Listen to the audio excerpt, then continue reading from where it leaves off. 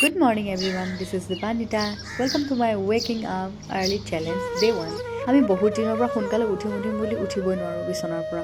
ৰাতিলৈকে মটিভেশ্যন ঠিকে থাকে, ৰাতিপুৱা এলাৰ্মো বাজে, সাৰো পাওঁ কিন্তু উঠিব নোৱাৰোঁ।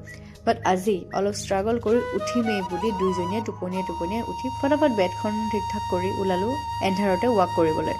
ৰাস্তাত আহি এনেকুৱা লাগিছে যেন আমি বেছিয়ে সোনকালে ওলালোঁ নেকি, আৰু ৰাস্তাত থকা কুকুৰকেইটাৰ ভয়টো আছেই, সেইকাৰণে বেলেগৰ সাহতে দুইজনীয়ে খোজকাঢ়িব ওলাই গ'লোঁ। এইফালে এয়া ৰাস্তাত যিমান মন্দিৰ পাইছোঁ চবতে সেৱা কৰি গৈ আছোঁ, আৰু আমি ঘূৰি অহালৈকে এয়া পোহৰো হৈ গ'ল। তাৰপিছত আমি লাগি গ'লোঁ অলপ এক্সাৰচাইজ কৰাত। আৰু এয়া চাওকচোন সূৰ্যটো যে দেখিবলৈ কি এনেকুৱা ধুনীয়া লাগিছে। আই ন' মোৰ কেমেৰাই কেপচাৰ কৰিব পৰা নাই। তাৰপিছত ফ্ৰেছ হৈ এয়া পানী খাই চাহ বনালোঁ, জানেই আমাৰ অসমীয়াৰ ব্ৰেকফাষ্ট। খুৰাকো চাহ দিলোঁ আৰু এইফালে আমি দুইজনীও লৈ ল'লোঁ। আৰু যিহেতু অফিচো যাব লগা আছে সেইকাৰণে লাহে লাহে অফিচৰ বাবেও ৰেডি হ'লোঁ। লেটছ চি কাইলৈ কি হয়, চেলেঞ্জটো কমপ্লিট কৰিব পাৰোঁ নে নাই। আজিলৈ আহিছোঁ, বাই।